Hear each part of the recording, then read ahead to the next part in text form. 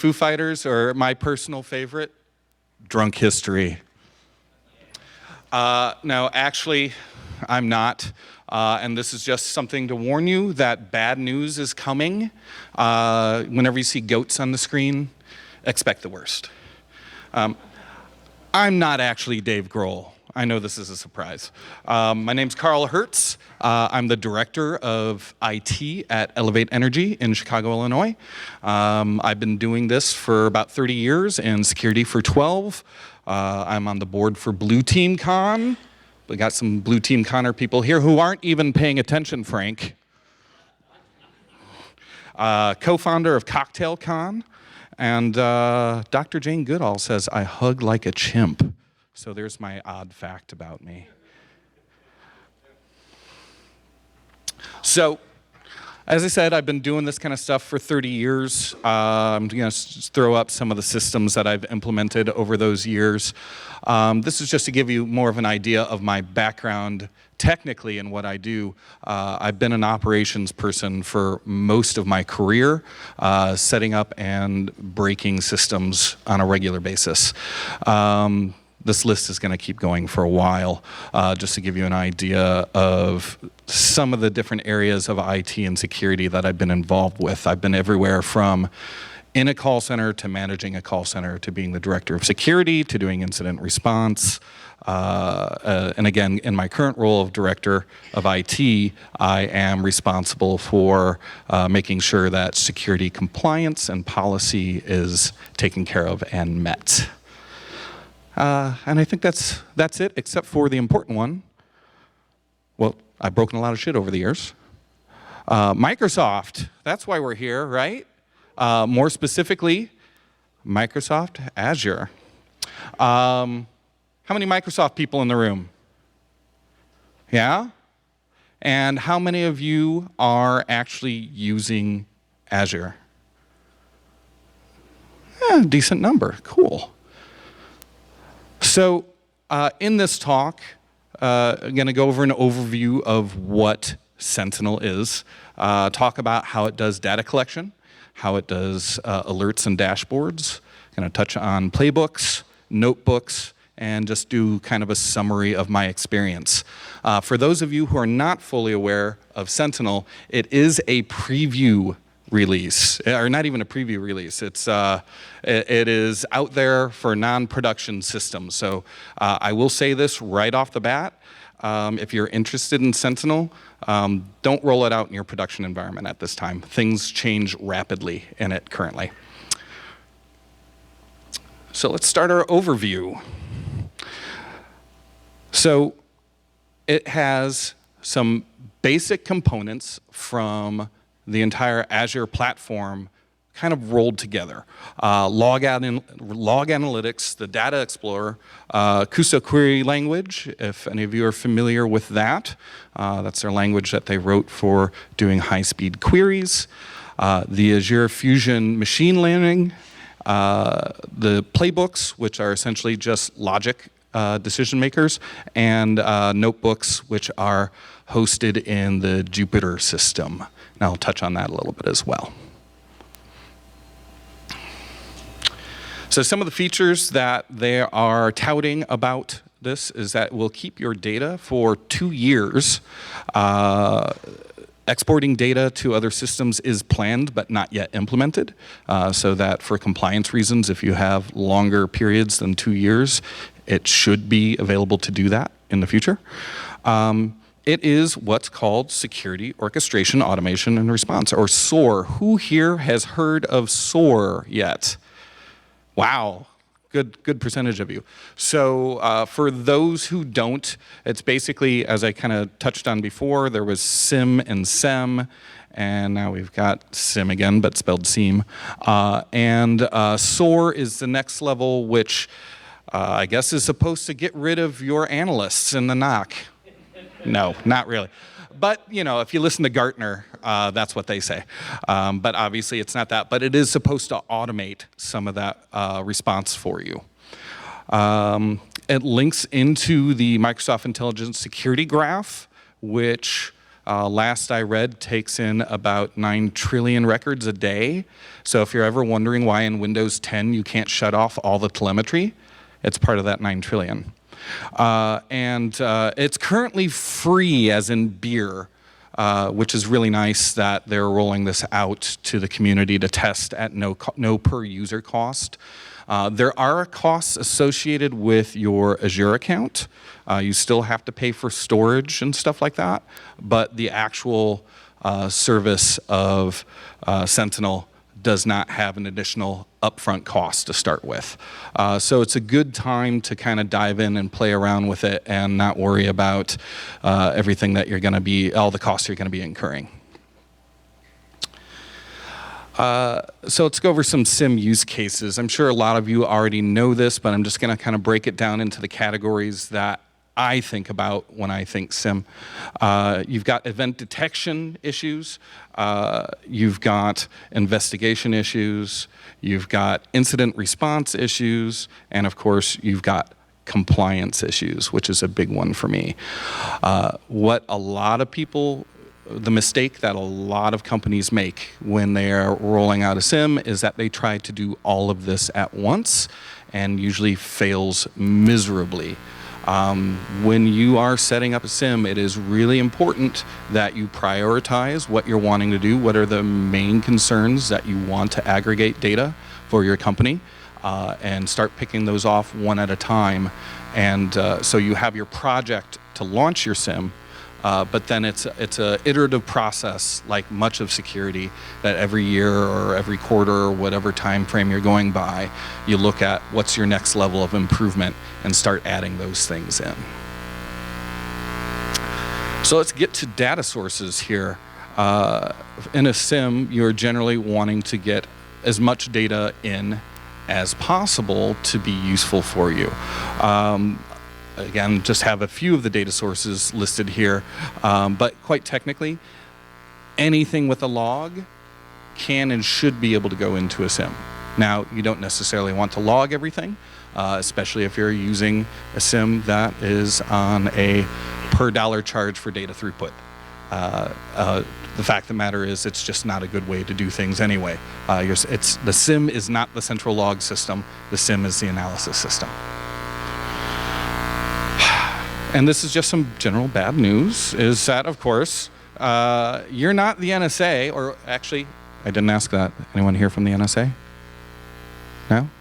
Okay. Jeff Mann's out smoking. Anyway.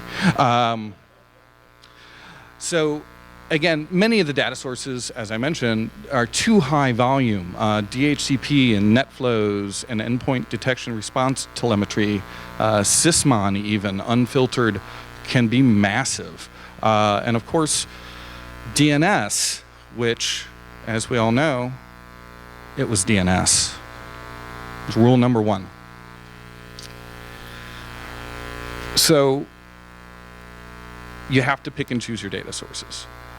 Again, fortunately, right now, for the preview release of Sentinel, you don't have to worry about a lot of those costs to start with. So, first thing we're doing when we're actually setting up Azure, and you can do it yourself, you have to have an Azure subscription. Excuse me, I'll get that pronunciation right one of these years.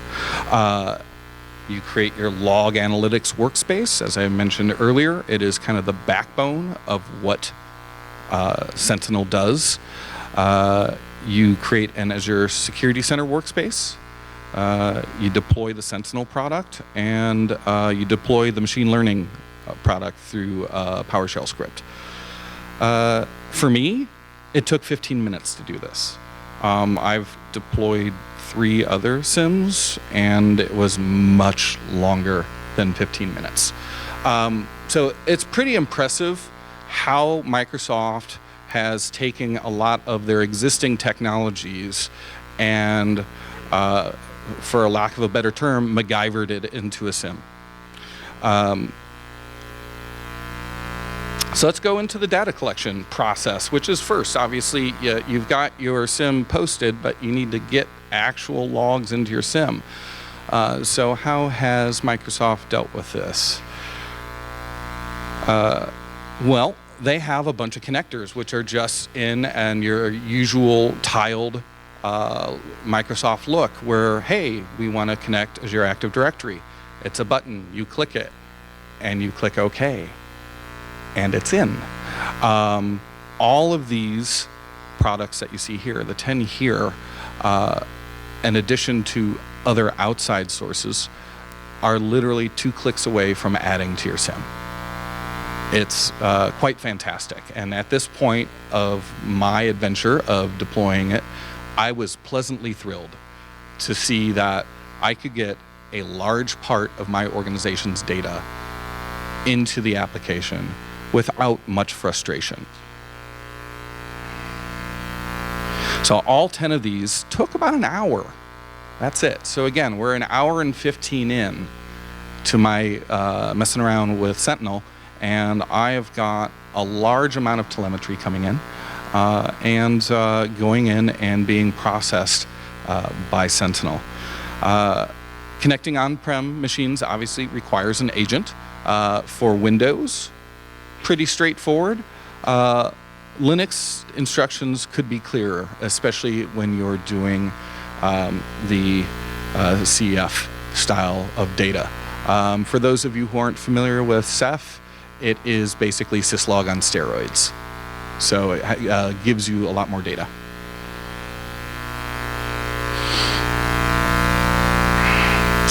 So a little side note here for those of you who are primarily in Active Directory organizations.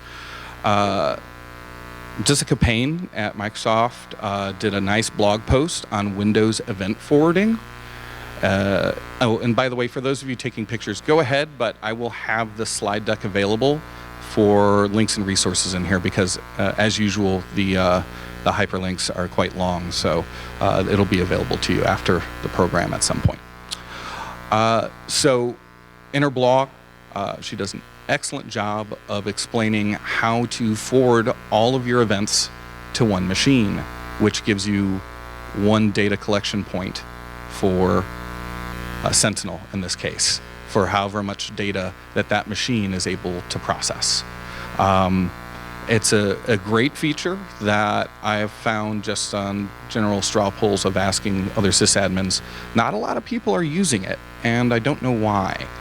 Because being able to, excuse me? I don't know. Sorry. I can look that up though. So it does a really good job of centralizing all of your Windows events logs. And then of course there is Taylor Swift's amazing Sysmon config that she put up on Decent Security, which if any of you have ever gone through a Windows event log, it is about 95% bullshit. I'm just going to call it what it is. There are people at Microsoft who are like, I don't know what that is. So it throws up a lot of garbage, and Swift has done an excellent job of creating an XML file that filters out a lot of those issues that you don't need to see and that you don't need to have your SIEM analyze. So it's a good way to, before it even hits your SIEM, to reduce your data sizes. And again, it is really, really good to be able to deploy through group policy. It's very easy to push it out to every machine, every Windows machine on your network. And there is a new test version that includes DNS, so use it at your own risk. It is currently in alpha mode, but it will take your DNS records from all of your workstations and servers as well. So again, the bad news. For some reason, you have to post a Linux server for syslogging. Why doesn't Azure have a syslog service? Anyone from Microsoft able to answer that? No? So, again, it seemed kind of odd that in order to bring in syslogs from everything, I had to post a syslog server. Again, most of you probably already have a Linux syslog server in your environment. You can have it in Azure, you can have it on-prem, it doesn't matter, but you still need to have that Linux server running rather than a service through Azure. And again, setting up syslog, there are no preloaded facilities. I had to manually type in all the syslog facilities that I wanted to collect. And it wasn't even checkboxes. Literally, it was text fields to type them in. Very strange choice, I found. There's probably a reason behind it. I don't know why. The instructions are unclear for pretty much anything that is non-native to Azure infrastructure as far as bringing in data. Generally speaking, you're mostly worried about syslog type format or CEF format when bringing in stuff from outside sources. You can muddle through it. I did find a good blog after the fact, or a good doc after the fact about bringing in syslog. Still haven't found a very human readable one for CEF. There are instructions out there, but again, area for improvement for the Sentinel environment. So we've got our data. Again, didn't take very long at all. Sorry, let me step back up to the mic. Did not take very long at all to get our data into the system. Again, this is excellent. They've done a good job with that. So let's talk about alerts and dashboards, because all that data sitting somewhere does you no good if you're not looking at it and analyzing it. So, as I mentioned before, the SOA query language is a requirement for analyzing the data in the syslogger. It is incredibly fast for those of you who haven't used it. They say terabytes in seconds. Of course, that's kind of vague, how many terabytes and how many seconds. But it is definitely much faster at running queries than any other SIM that I've played around with. And as I mentioned, I've worked with 3 others. One of the functions of KQL is that it actually has graphing information along with the data set. So, and you can see this when you play around with it. When you do a query, there's a tab to graph it. The graphs come up instantly. There's no processing time. It's quite nice. Unfortunately, you will have to learn KQL to make Sentinel effective at this point, at the way it's set up. There's no getting around having to learn a new language if you're not already a KQL expert. And to become an expert, pretty much every single document I found, including ones sourced from Microsoft Docs and Microsoft blogs, point to Robert Kane's free training up at the Pluralsight website.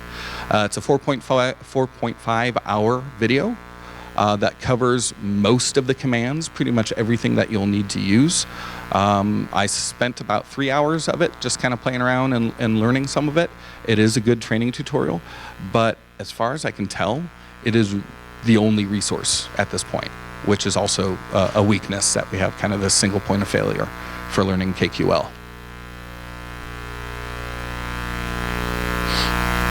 So just to give you an idea of how simple it is SQL-like.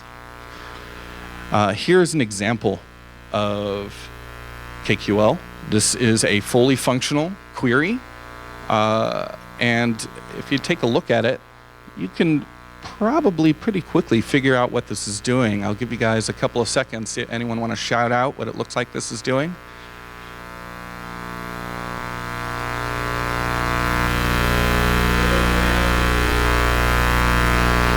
Potential brute force detection.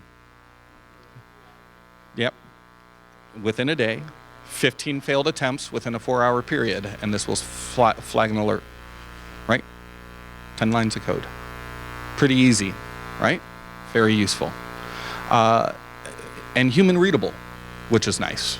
Again, this should be a fairly easy language for anyone with development experience to learn.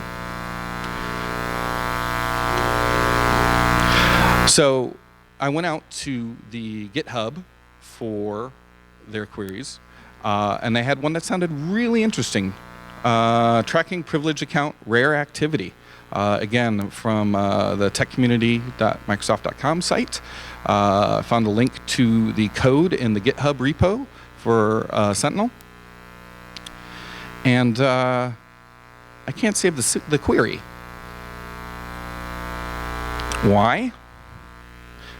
Because the query was 12,173 characters, And for some reason, Sentinel only allows you to put 10,000 characters in, which is a very arbitrary number.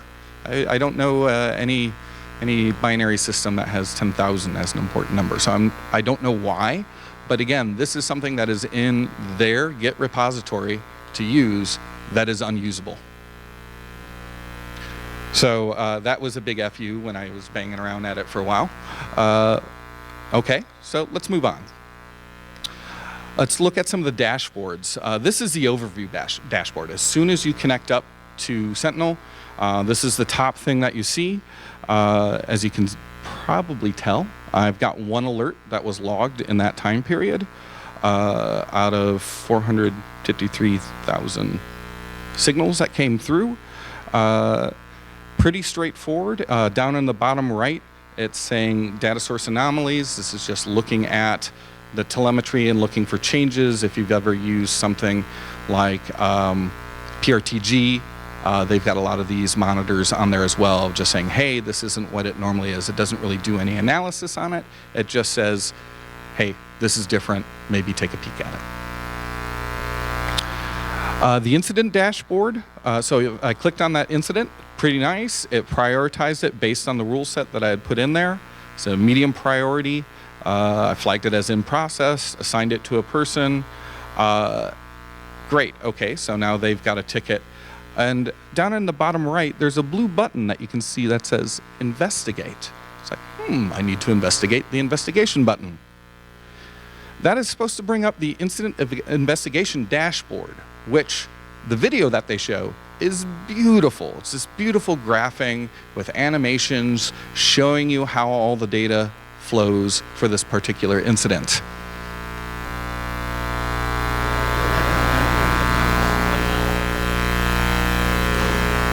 Coming soon! So again, it's in preview, acceptable. There is a link to join the super exclusive club of testers of this down at the bottom of the page. Did not have time to do that. But this looks like some really nice secret sauce that they're adding to the SIM that unfortunately is not available to the public yet. I look forward to seeing where this goes and how it works in the incident investigation process.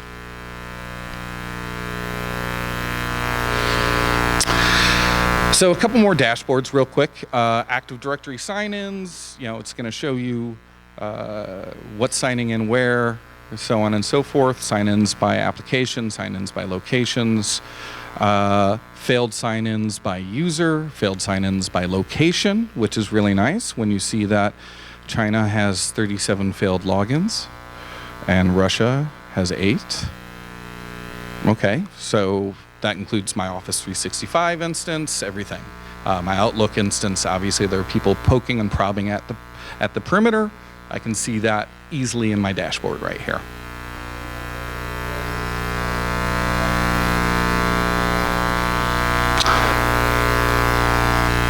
I don't know for that particular graph because, excuse me? I'm sorry. Would you repeat the question real quick?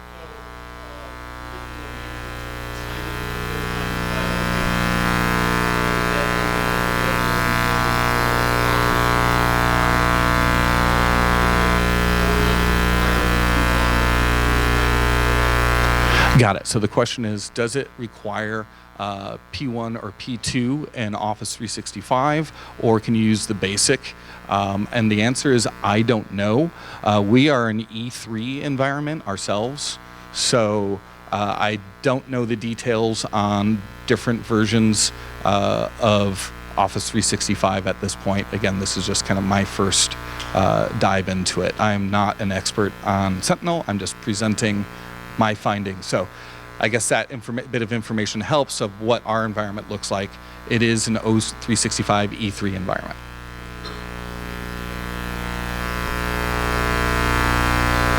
P2 or P3? Eric, so, or P2. E3 or P2 is what I'm hearing. Thank you, Frank. Identity and access, we can see failed user logons by reason, machine logons by type. Again, all of these dashboards are pre-built, running as soon as the product is running. Obviously, from the moment that you have those data sources to when the graphs start getting filled, takes a little bit of time. I think I saw most of them having data within an hour.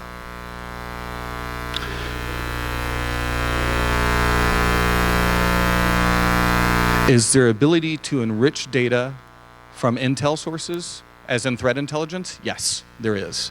There is quite the robust threat intelligence scheme. I wasn't going to be covering that in this talk, but yes, there is a way to bring in threat intelligence sources using one of the standard formats. I can't remember which one it is off the top of my head, but I'll put it in the notes for when I publish this. Okay, cool. Identity and access, I already covered that. Office 365, folder changes and file changes. This is obviously good for when you're doing things like DLP. SharePoint OneDrive, top client IP addresses. I've redded those out because a lot of those are internal IP addresses to us. Users who download the largest number of files. So again, if you see, all of a sudden one of your people who you know is leaving is downloading everything, you've got it right there. Again, built-in dashboard. Active DNS servers. This one was a head scratcher for me. I've got 4 DNS servers in here, and it's only showing my PDC. I don't know if this is something that they've done intentionally to limit it, saying, hey, you really are only running one domain in this particular instance. Would make sense if that's the case. I didn't bring a second domain in to see if it would show that. But my assumption is it's basically going to just show one domain controller per domain. And then Azure Network Watcher, traffic flow types. This one was very interesting to me. So if you look down at the bottom, it's telling me I had 138 malicious flows. That raised some alarms for me right away, right? Okay, what are these malicious flows?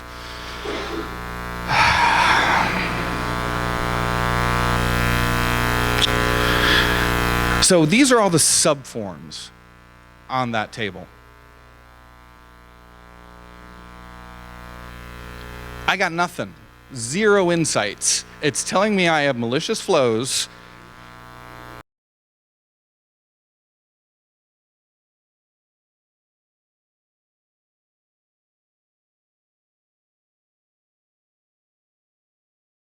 But no data. Okay, so I bring up the graph, and again, I see that 1.2% of all of my network traffic is being flagged as malicious by Sentinel. This is highly concerning. But no data. Why do you hate me, Microsoft? You give me panic attacks. So, we've got, again, some decent built-in dashboards. You can create all of your own custom dashboards as well. And again, in their GitHub repository, there are more available in JSON file format to bring in. But you will need to know Custo to bring stuff in properly. It is not terribly complicated.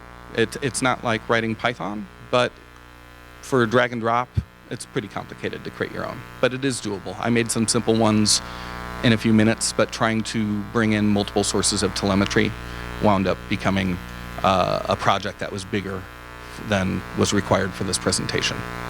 Just know that dashboards can be incredibly complicated, but you'll have to put a lot of work in to make them. So they're pretty rich. And the fly, excuse me. They are pretty rich, but again, the more level of detail you want takes a lot of effort.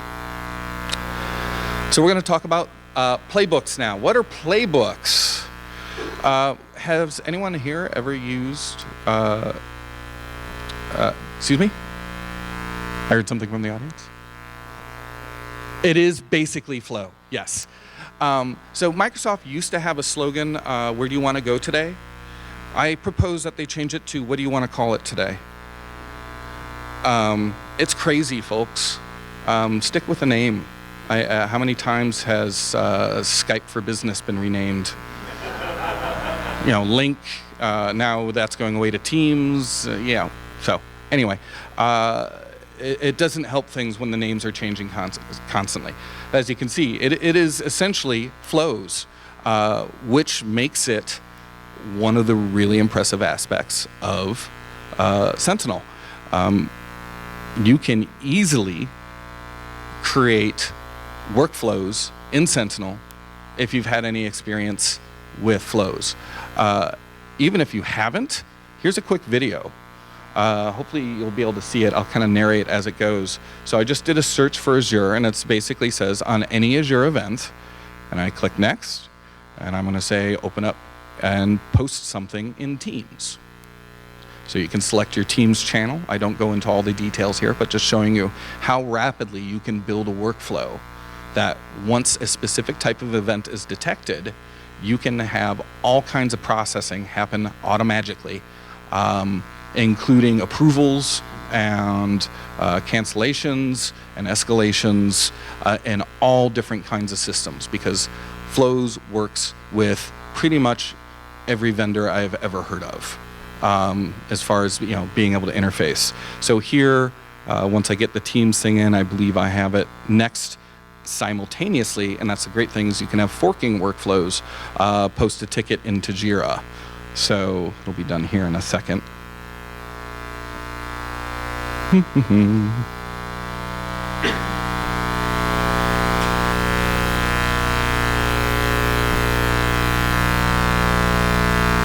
I promise this is fast.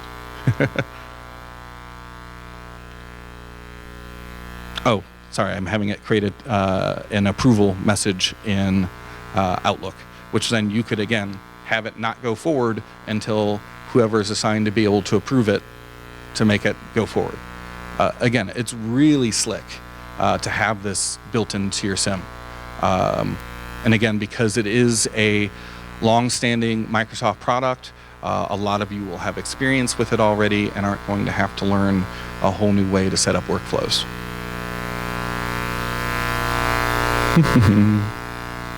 Let's go ahead and skip the rest of the video for time's sake. But yes, you can fork and bring processes back together. Logic Apps Designer. So this is if you want to do those workflows from a pure coding base for you code monkeys out there. Again, the GitHub community repository has one playbook in GitHub. Thought that was interesting that there was one in there. But hey, it sounds really cool. It's get the geographic information from an IP and tag the incident on a map. I was like, excellent. This would be a really slick one to go through and test. So down at the bottom, it's like about, hey, here's how you do it. It's this simple. Copy and paste your code in, right? We got another goat. And again, this is direct from their source code, and I get a save logic app fail. Malicious attacks is just what I was test calling the workflow. Got nowhere with the one workflow that they had coded. Obviously, this is, again, a preview. So hopefully this will get a lot of love here in the not too distant future, so that if you're wanting to do things outside of the GUI, if you like to do a lot of scripting, you should be able to do it through scripting. I am no longer a code monkey, so I wasn't going to bother trying to troubleshoot this. So again, it is essentially Flow, and it has way more connectors than the data connectors. Again, this is a mature Microsoft product that they have rolled into Sentinel, whereas the data connectors are something new to Sentinel, because that is how Sentinel got created by bringing these data connectors in. Hopefully we'll see a lot more data connectors in the future so that it works a lot more like Flow. Workbooks. So workbooks, as I mentioned, use Jupyter. Bad joke. Okay. So workbooks is a free hosting service of Jupyter Notebooks. It's open source web documentation that contains code, of which there are 40 different languages. Obviously, the big ones that, Python is the flavor of the decade.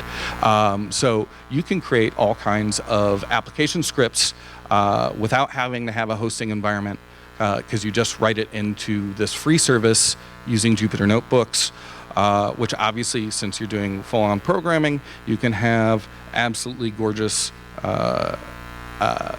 ways to program your logic outside of the Sentinel system. Again, I am not a code monkey. I did not dive into this a lot. I do know a little bit of Python. I got a quick basic Python script running and had no problems whatsoever. This is also a way to bring in everything that is in the Azure Sentinel Git repository. So you can take the JSON scripts that are out there and bring them in the Jupyter Notebooks, right? Which is a nice feature.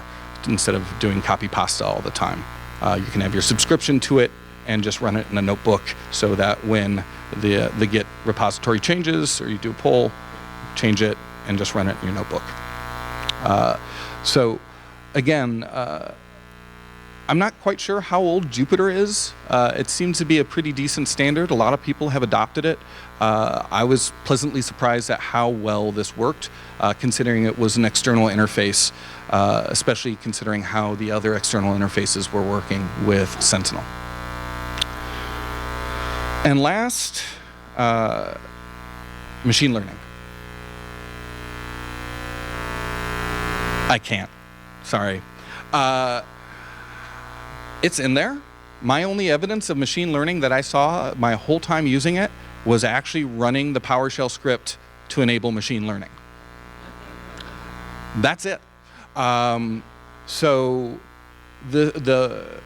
they have videos up on their website showing it detecting anomalous events and popping it up and clicking on it and getting the graph to see where everything came from.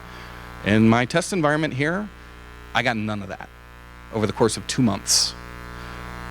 Now, is that saying it's not there and not working and not effective?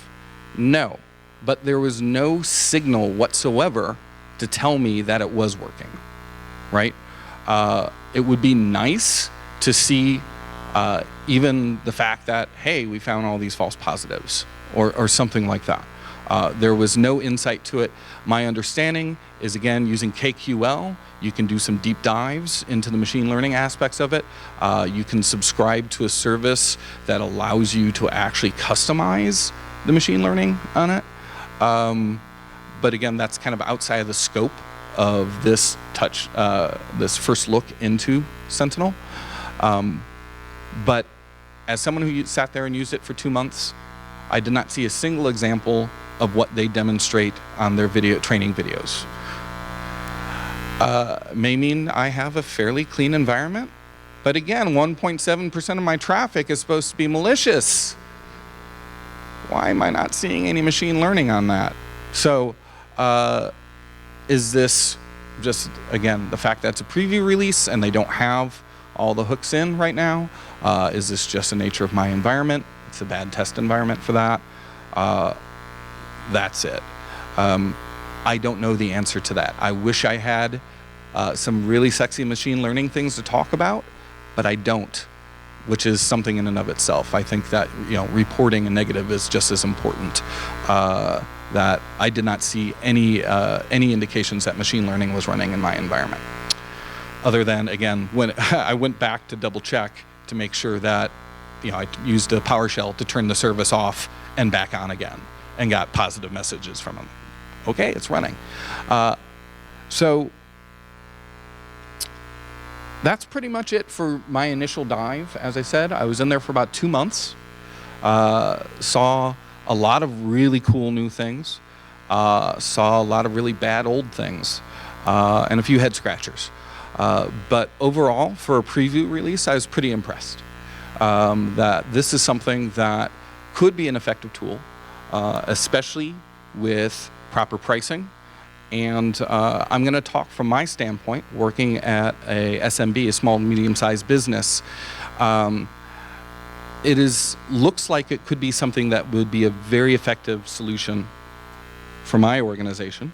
Sorry, I just want to make sure we have time for questions. So again, it is so Microsoft that the mature aspects of it are excellent. They've taken their lumps, they've learned their lessons, they've streamlined it, made it ridiculously easy. But the new things are quite kludgy. They still don't really play well with all things Linux, even though they require it. So again, nothing that you haven't seen already as far as Microsoft goes on that. Azure ATP. Who here uses Azure ATP? What do you think? I think it's phenomenal. I think it has become one of their better products. There's a data link to it. There is no built-in dashboard for it. If I want any of my ATP data, I wind up having to go back to ATP. It's not in my SIEM. The whole point of the SIEM is to aggregate everything and give it to me there. Is the one data source that I hooked in that it didn't say, hey, we have a control panel for that. You want it? Yes, please. So please, please, please bring that in, because that is an excellent source of information in threat hunting. Again, more detections prepackaged, and make them prepackaged, I should say. There are quite a few out there in their GitHub repository that you can load in yourself. Why aren't they there to begin with? Why do I have to go out to GitHub to get them? Some of them are just basic things that you know every SIEM wants to see. Have them built in and able to enable them right off the bat. Tie it into compliance frameworks, and this is probably just because I'm a director. Oh my gosh, you've got all these searches available that are directly related to controls in CIS and ISO and Cybersecurity Framework 1.2, whatever. Why not cross-reference them somehow? Give yourself a scorecard. It's not in there. It should. I would say that every SIEM should have that, but that's my opinion. A big use, as you know, one of the top 4 is for compliance reasons. Make it easier for us. And again, if they're wanting to be the SIEM of small business, it needs to be easier, right? I like the fact that I can go in and set up and bring my data sources in a lot faster. But flies back. KQL is going to have a learning curve for any organization, especially a small business. They're not going to have the resources to dedicate to pay someone to be a KQL programmer, period. Yet it is at this point a requirement to run this product. I would like to see that change for us to be able to adopt this into a standard product into our production environment. Stepping back to the detections, there aren't, everyone when they set up a SIEM, they're looking for buffer overflow events, looking for ping sweeps, port scans, who am I? No one's running who am I except for someone trying to exploit your stuff, right? And even if it is one of your sysadmins running it for whatever reason, again, using flows, I can say, is this one of them? Okay, I've got Duo. Hit them on second factor, say, hey, did you just do this? And if they don't respond via Duo and do a second factor, automatically start an incident on this. If they do respond to it, then close it out. Again, these kind of things would be easy to put in, except for the fact that I'm going to name a name here with Duo. Duo interfaces with Azure, but I've got no way to interface it with Sentinel at this point. You're already partnering. Let's get this really good product that works well with the rest of Azure to bring it into our flows in Defender. Excuse me, not in Defender, in Sentinel. Again, machine learning, give indications of it functioning to those of us who are not machine learning people. If the whole industry is planning on having their SIMs work in a way that a lot of the background stuff and low-hanging fruit and false positive identifying is going to be done by machine learning, show me. I need to know, otherwise why am I paying the extra for the machine learning, right? So just a few final thoughts real quick, not related to this. I do love Microsoft, I really do. I have made hundreds of thousands of dollars supporting them over the years. Thank you, Microsoft. I do like your products. This, I hope, wasn't too much of a bashing session. This was just me trying to show what it's like as someone who posts a lot of systems over the years, what went right, what did not go right. Be kind to each other, everyone. You don't know what everyone's going through on a daily basis. And lastly, lift while you climb, right? Make sure that you're always mentoring. Make sure that you're always helping out people who are less fortunate than you. Just a personal talk, okay? So I'm going to open up the questions, but before we do, I'd like to introduce you. I don't know how many of you are go to the sci-fi cons at all and have ever heard John Scalzi talk, but he has the Scalzi rules. What does the question contain? It contains a question. How many parts to the question? One. And how long is it? It's a tweet. Okay? So we've got about probably 5 minutes for questions. See one over here? Yes, it does. Did not hook it in because we're not running we don't have a test environment for Defender ATP. More questions? Right here.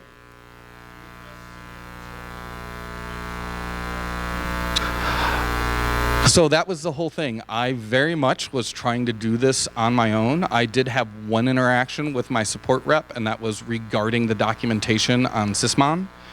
Because the logger, the log integration for events that I use was bringing in Sysmon rules as well. And because I wasn't seeing them in, I called up my representative to say, hey, is this working or not? Am I not doing this right? Where's the documentation on that? And they're the ones who pointed me to the doc. So yes, but I tried to do it with minimal asking because again, small business doesn't always have the money for support, right? So this was trying to just go in as a veteran to see what we can do right off the bat. Go ahead. New instances, do they need any setup? What kind of instance? So if you're adding it to something that is already, so the way log analytics works is pretty much everything that you do in Azure is going into log analytics, or you can tell it to, right? Any object that you put in there, you can set up a log analytics. You can have hundreds of log analytics instances if you want to. But for this, you're setting up a specific one. And the good thing is, every object, every server, I can have going to multiple log analytics. So if you do create a new VM or you have a new SaaS or whatever in there, all you have to do is literally go in and tell it to log to that log analytics instance. So it's not automatic, but it's close enough. When you're building it, you tell it where you want it to log. Go ahead.